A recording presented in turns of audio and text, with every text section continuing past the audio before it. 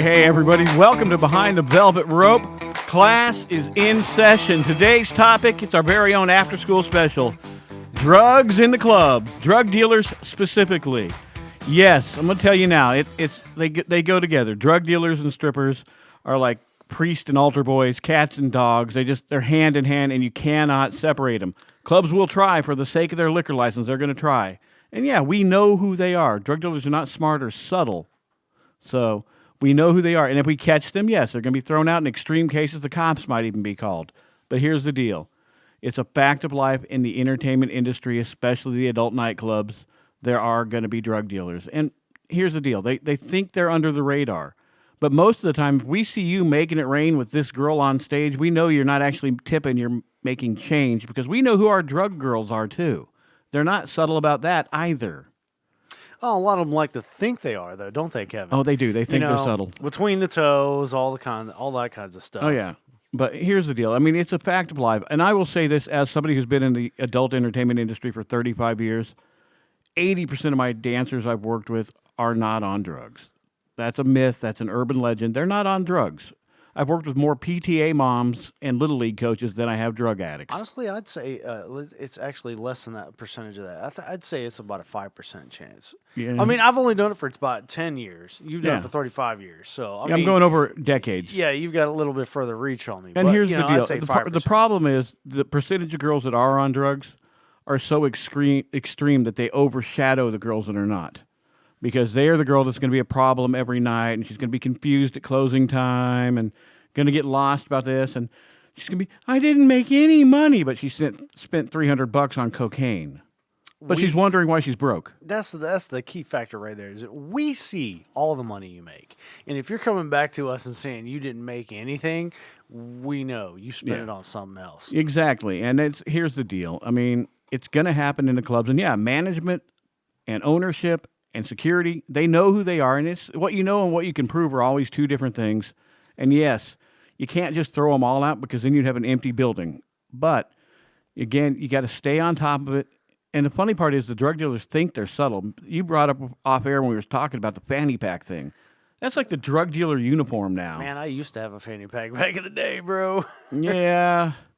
But you can always spot them wearing their fanny pack and ready to sprint when the police walk in the building. Yeah, they know where every exit is better than a stewardess on an airplane. For them, it's not even a fanny pack. It's like a purse. They wear it. I don't even know what you would call it. They wear the fanny pack. It's an actual fanny pack. They wear it around their chest. Yeah, they wear it around their chest. Like they're Han Solo or something. Yeah, I've got a friend of mine that she's with the Pensacola PD, and she thinks it's the funniest thing in the world, because seriously, that's how they look at the crowd and go, that one, and that one. Those are drug dealers. Profiling. Yeah. You know why? You know why the cops profile? Because it works. Yes, it does. It's actually illegal to do that. Well, they got to. The criminals are stupid, so they got to give them some sort of an advantage. Well, that's why they kind of have to make up something on the fly to go, well, this is the reason why we stopped you. Yeah, exactly. Because stop and frisk doesn't work anymore. But no, I mean, like I say, I mean, it's an undeniable fact that they're going to be in the clubs. They're going to be in dance clubs, too, and they're going to be in nightclubs and bars.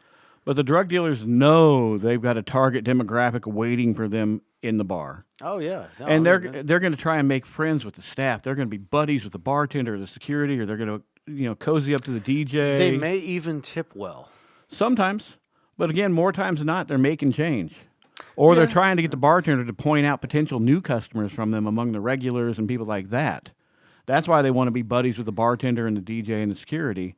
Because, they're always looking to expand their brand. But they still got to grease palms some way. Yeah, so, and that's the only way to do that is tipping. Exactly. We're going to know. Well, if you're a staff member, you're going to know.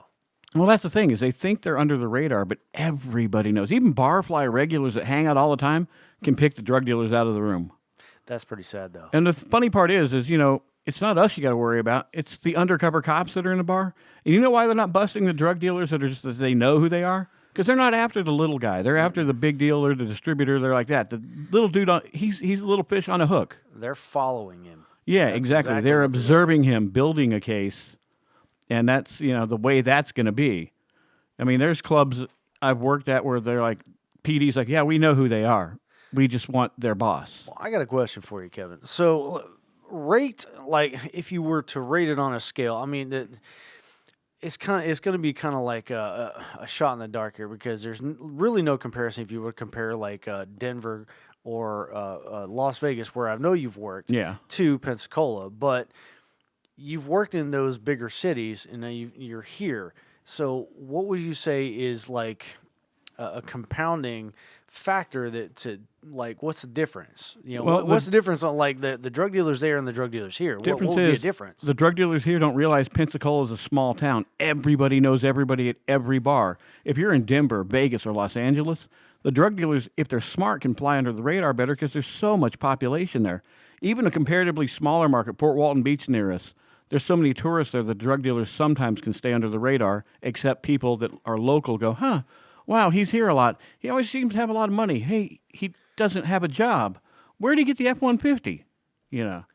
Okay, so you're talking about like vehicle and like maybe what they're wearing. Yeah, well, most of the time definitely what they're wearing because Fanny Pack gives. The Fanny Pack is most of the time they don't dress nice. I mean, half the drug dealers that come into the club I currently work at are wearing the same white T-shirt. Like there was a Please sale don't on tell them me somewhere. there's a wife beater involved. No. Most clubs won't let wife beaters By the way, in, so wife beater clothing wise, not actual. Yeah. Well, I don't know. Drug dealers might be wife beaters too. I don't know.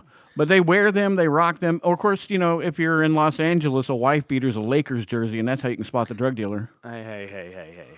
Come on. Yeah, let's not speak ill of the dead. Lakers aren't dead. Kobe Bryant is. Well, yeah, but the Lakers are still advancing in the playoffs. Only because of LeBron James. Yeah. Back on topic. I thought you were supposed getting to keep there. me on I'm topic. getting there. I'm getting there. We need drug testing on this podcast right now.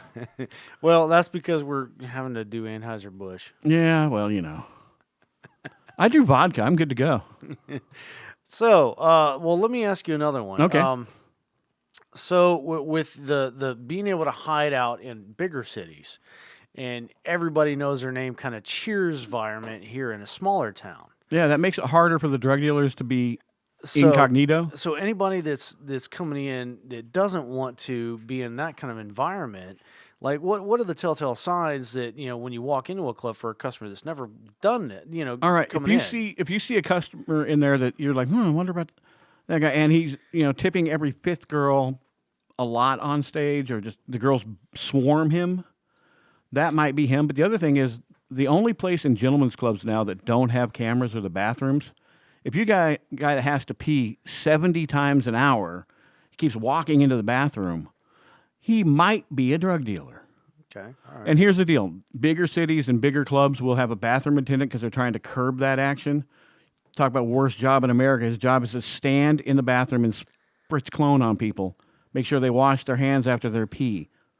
But he's really in there to make sure people aren't whacking off and dealing drugs. Well, if you really want me to keep you on track, we are at our 2-minute warning right now. All right. But I wanted to elaborate a little bit more on what I was my question. Okay. So for customers that are coming in, I'm trying to disillusionize or I don't even know what I'm trying to say here. We don't know what you're trying to say. So tick, for tick, anybody tick. that does not want to have that kind of environment, right? We're not trying to tell you so I'm going to go in this club and I'm going to pick out, No, here's the deal. who are the drug dealers so I know where to score. That's not what we're trying to All tell right, you. well, here's the deal. We're trying to tell you how to avoid things. So if you can do that. If they're coming in, ignore them. Don't pay attention. You have your fun. You tip the girl on stage. You buy the dance. You have your drinks. Ignore them. If they approach you and you're not into that, walk away. Maybe say, hey, security, this guy just asked me about it. Generally, the best thing to do is just walk away. They're not trying to draw attention to their self either. So that's our Drug Dealers in the Club special, ladies and gentlemen. That's your after-school special. Class dismissed.